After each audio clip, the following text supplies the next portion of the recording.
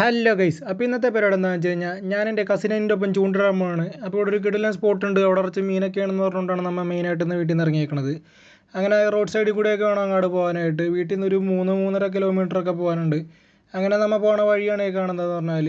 അങ്ങനെ ഏകദേശം നമ്മൾ ഫിഷിംഗ് സ്പോട്ടിലോട്ട് എത്തിയിട്ടുണ്ട്. ഇതാ കാണുന്ന വഴി വേണം നമുക്ക് അങ്ങോട്ട് പോകാനായിട്ട്.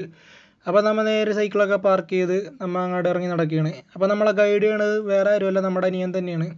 അപ്പോൾ ആ വഴി അങ്ങോട്ടേക്ക് ഒരു വഞ്ചിക്കാരൻ ചേട്ടൻ പോകണ്ടായി. കുറച്ച് നേരം നമ്മൾ അത് നോക്കിയിരുന്നു. എന്ത് രസമുള്ള അത് കാണാനായിട്ട്. അങ്ങനെ നമുക്ക് പോകാനുള്ള വഴിയാണ് ഈ കാണുന്നത്. ഈ തെങ്ങിൻ്റെ ഒക്കത്ത് കൂടിയൊക്കെ വേണം അങ്ങോട്ട് നടക്കാനായിട്ട്.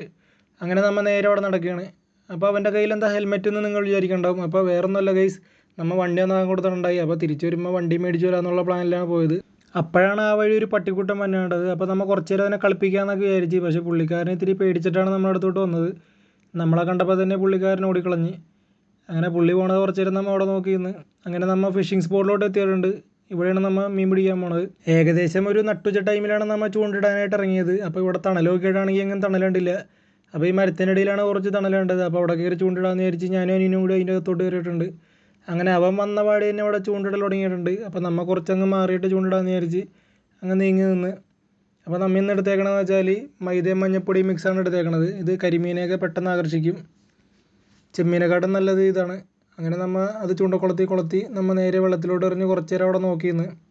അങ്ങനെ ഒരു അരമണിക്കൂർ കഴിഞ്ഞിട്ട് നമുക്ക് മീനൊന്നും അടിച്ചില്ല. അങ്ങനെ കുറച്ച് നേരം കഴിഞ്ഞപ്പോൾ നമുക്കൊരു മീൻ കിട്ടിയിട്ടുണ്ട്. ഇതിനെ ഇവിടെ പറയണത് പൈറ്റി പൂളാൻ എന്നൊക്കെയാണ്. നിങ്ങളുടെ അവിടെ എന്താ പറയണതെന്നുള്ളത് കമൻറ്റ് ചെയ്യാൻ മറക്കല്ലേ. ആ മീനൊക്കെ ആയിട്ട് സന്തോഷത്തിൽ നമ്മൾ അതിനെ കുറച്ച് നേരം നോക്കിയിരുന്നു. നമ്മുടെ വലയുണ്ടായി, അപ്പോൾ വലയിലോട്ട് അതിനെടുത്തിട്ടിട്ടുണ്ട്. അപ്പോൾ അവിടുത്തെ മീനൊക്കെ തീർന്ന് നമുക്ക് അടുത്ത സ്ഥലത്തോട്ട് പോകാമെന്നും പറഞ്ഞ് നമ്മുടെ അനിയൻ നമ്മളെ വേറെ സ്ഥലത്തോട്ട് കൊണ്ടുപോകണതാണ്. അപ്പോൾ ഇവന് ഇവിടെ ഉള്ള മിക്ക സ്ഥലവും അറിയാം. അപ്പോൾ നമ്മൾ ആദ്യം വന്ന സ്പോട്ടിനേക്കാളും കുറച്ചിടങ്ങേറായിരുന്നു ഈ രണ്ടാമത്തെ സ്പോട്ട് എന്ന് പറഞ്ഞാൽ. നമ്മൾ തണൽ നോക്കിയാണ് പോണത്. ഈ നട്ടുച്ച ടൈം ആയതുകൊണ്ട് ഇവിടെ മൊത്തം വെയിലാണ്. ഈ മരത്തിൻ്റെ ഇതിൽ മടിയിൽ പോയിട്ട് വേണം നമുക്ക് ചൂണ്ടിടാനായിട്ട്. അങ്ങനെ നമ്മളെയും വെല്ലുവിളിച്ചുകൊണ്ട് നമ്മുടെ അനിയൻ അവിടെ നിന്ന് ചൂണ്ടിടാനുണ്ടായി. അപ്പോൾ അതിനിടക്കാണ് ഈ പുള്ളിക്കാരൻ്റെ ചൂണ്ട അവിടെ കുടുങ്ങിയിട്ടുണ്ട്. അപ്പോൾ വെള്ളത്തിലിറങ്ങാണ്ട് എങ്ങനെ ചൂണ്ടെടുക്കുക എന്നുള്ളതാണ് അവൻ നമുക്ക് കാണിച്ചു തരുന്നത്. വേറൊരു ചൂണ്ട ഉപയോഗിച്ച് ഇവൻ സിമ്പിളായിട്ടാണ് ഇവൻ്റെ ചൂണ്ടയുടെ കുടുക്ക് ഊരെടുത്തത്. ഇവൻ ചൂണ്ടിടാനൊക്കെ പോകാറുണ്ട് ഇടയ്ക്ക്, അതുകൊണ്ട് അതിൻ്റെ ട്രിക്കൊക്കെ അവനറിയാം. അപ്പം നമ്മൾ വന്നിട്ട് ഇന്ന് കിട്ടിയ മീനാണ് ഈ കാണുന്നതെന്ന് പറഞ്ഞാൽ ഏകദേശം ഒരു 2 മണിക്കൂറൊക്കെ ആയിട്ടുള്ളൂ. ഇത്രയും മീൻ നമുക്ക് കിട്ടിയിട്ടുണ്ട്. എന്തായാലും ഒരു കറിക്കുള്ള മീനൊക്കെ കിട്ടിയിട്ടുണ്ട്. ഇവനെന്തോ നേർച്ചയൊക്കെ നേർന്നിട്ടാണ് വന്നേക്കണത്. ചറപറ എന്നാണ് മീനെ പൊക്കിയേക്കണത്.